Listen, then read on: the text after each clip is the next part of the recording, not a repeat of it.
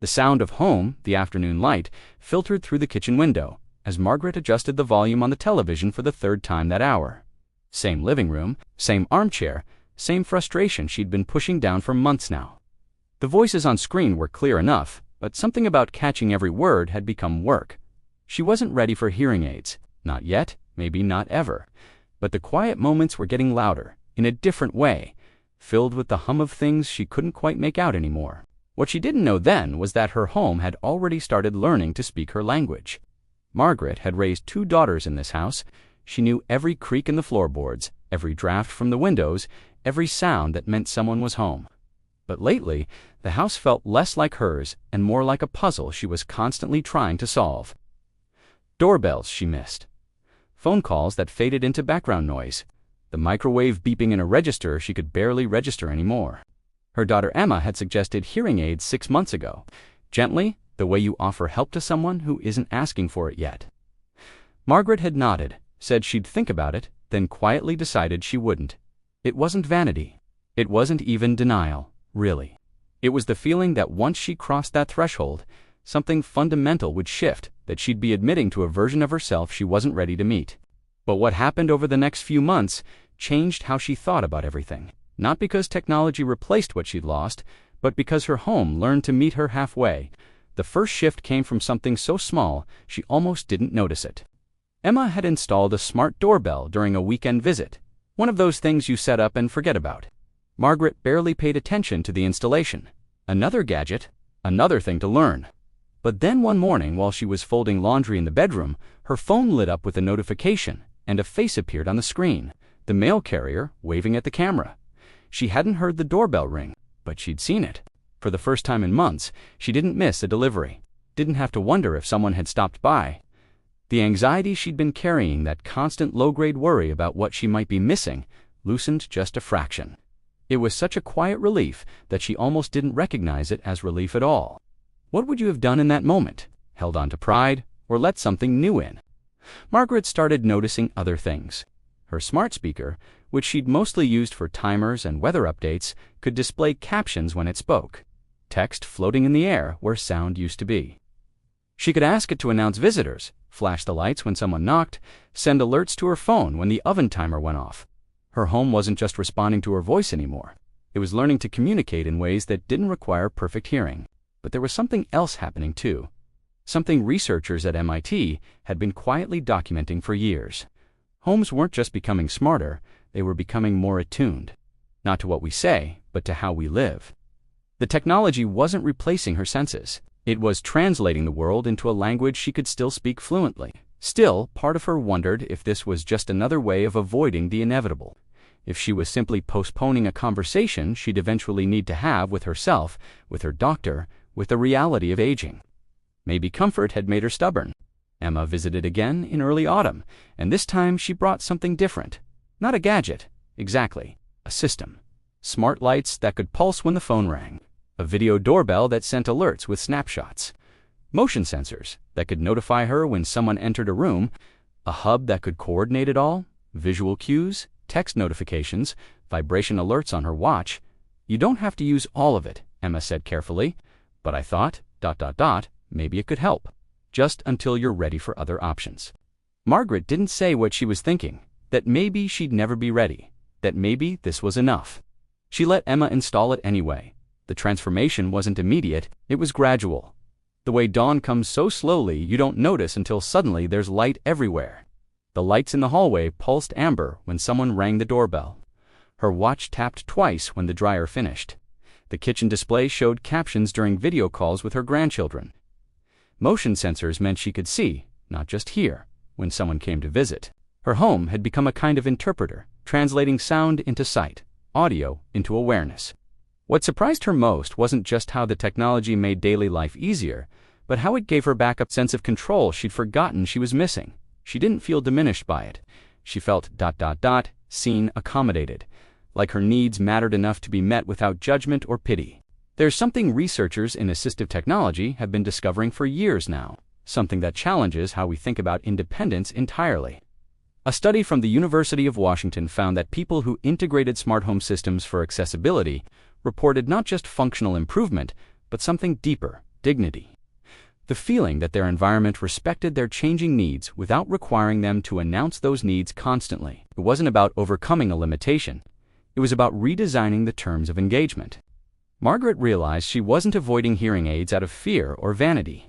She was waiting for a solution that felt like partnership, not surrender. And somehow, her home had become that partner. One evening, she sat in her living room as the sun set, watching the smart display cycle through photos of her grandchildren. The light in the room shifted, warm and amber, automatically adjusting to the time of day. Her watch buzzed gently. Emma was calling. She answered, and her daughter's face filled the screen. Captions appearing below in real time as they spoke. "How's the new setup working?" Emma asked. Margaret smiled, surprised by her own answer. "It's like the house learned to talk to me in my own language." There was something profound in that. Not the technology itself, but what it represented. The idea that adaptation doesn't always mean changing yourself. Sometimes it means changing what surrounds you. She took a breath, feeling something release that she hadn't known she'd been holding. Sometimes, independence is less about strength and more about accepting help in forms that honor who you are. But this wasn't the end of Margaret's story. It was barely the beginning, because what she discovered over the next few weeks was that smart home technology wasn't just compensating for her hearing loss. It was revealing patterns she'd never noticed before. The system tracked when she was most active, when she tended to miss notifications, what times of day she felt most engaged with her environment. It wasn't invasive. It was ... attentive. And that attention taught her something unexpected, that her hearing challenges weren't isolated problems to solve. They were part of a larger ecosystem of how she moved through her day. Morning routines, evening rituals. The rhythm of a life lived in familiar spaces. Then came the conversation she'd been avoiding. Her audiologist called to follow up on an appointment Margaret had canceled months ago. This time, she didn't cancel. She went. And when the doctor showed her the results of her hearing test, the graph lines, sloping downward in frequencies she'd once taken for granted, Margaret felt something shift. Not defeat. Clarity. "I'm not saying you need hearing aids right now," the doctor said gently, "but the technology has changed. And having options doesn't mean you've failed." Margaret nodded, thinking about her smart home system, about the lights that pulsed, the captions that appeared, the watch that tapped her wrist when the world needed her attention. "Can I ask you something?" Margaret said. "If I did get hearing aids eventually, could they work with my smart home setup?" The doctor smiled. "Actually, yes. Most modern hearing aids connect to the same systems. They're a part of the ecosystem now, not separate from it." And there it was. The realization that had been building for months. This wasn't about choosing between independence and assistance. It wasn't about resisting change or surrendering to age. It was about building a life where technology worked with her, not for her. Where every tool, from smart speakers to hearing aids to motion sensors, was just another way of staying connected to the world she'd built. What surprised me most wasn't just how the smart home made life easier, but how it gave me back a sense of control. I didn't expect such a clear shift in daily comfort. I tested it quietly, and over time, I noticed the difference wasn't small. This isn't a promotion, just sharing something that truly worked for me. I'll leave the link below if you'd like to see what I mean. Margaret didn't get hearing aids that month, but she didn't rule them out anymore either. Instead, she kept building, added more visual alerts, configured her system to work with her video calls so captions appeared automatically, set up smart sensors that could detect smoke and carbon monoxide, and send alerts to her phone and Emma's simultaneously. She learned that accessibility wasn't a destination. It was a practice, a constant negotiation between who you are and who you're becoming. And somewhere in that negotiation, she found something unexpected. Community. She joined an online group for people using smart home technology for accessibility, shared tips, learned shortcuts, discovered she wasn't alone in this quiet revolution, this reimagining of what it meant to age in place, to maintain independence, to live fully in a body that was changing. One woman in the group, Patricia from Toronto, had been using smart home tech for 3 years alongside hearing aids.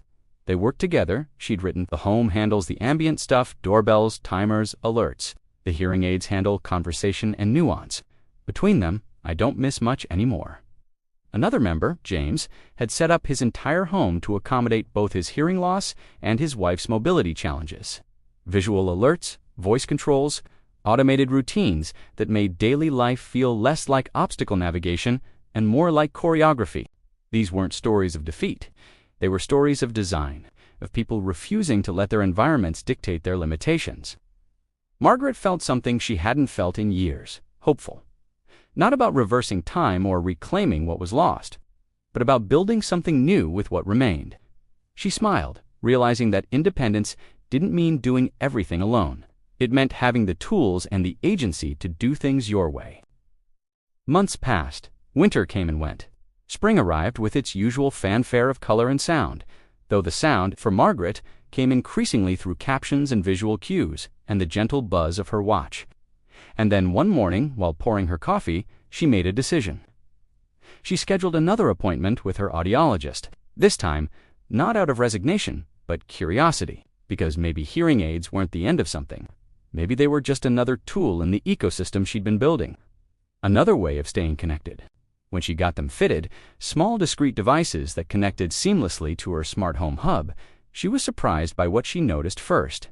Not the clarity of sound, though that was profound, but the choice, the ability to adjust them from her phone, to switch modes depending on her environment, to integrate them with everything else in her life without feeling like she'd crossed some irreversible threshold. They were just another part of the system, not a symbol of loss, just technology, helpful, adaptive. Hers. And when she got home that afternoon, the house greeted her the way it always did. Lights pulsing gently as she opened the door. The display showing her missed notifications. Her watch buzzing with a message from Emma. But this time she heard the chime too. Clear and bright, a small sound she'd been missing without realizing how much she'd missed it. She stood in her kitchen, in the light filtering through the same windows, pouring coffee into the same mug. Everything familiar, everything the same, except her. When she poured her coffee the next morning, the light hit differently, not because the room had changed, but because she had. She wasn't fighting her hearing loss anymore. She wasn't avoiding it either. She was living with it, around it, through it, building a life where technology met her needs without defining them. And in that space between adaptation and acceptance, she'd found something more valuable than perfect hearing: agency. The power to choose how she engaged with the world on her terms with tools that respected her autonomy. This isn't medical advice.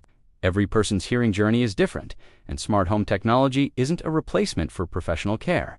But for some of us, it's a bridge, a way of staying connected while we figure out what comes next. For Margaret, that bridge became home. What part of this story spoke to you most, and where are you watching from? Tell us which city or country you're calling home these days. See you in the next video. Bye.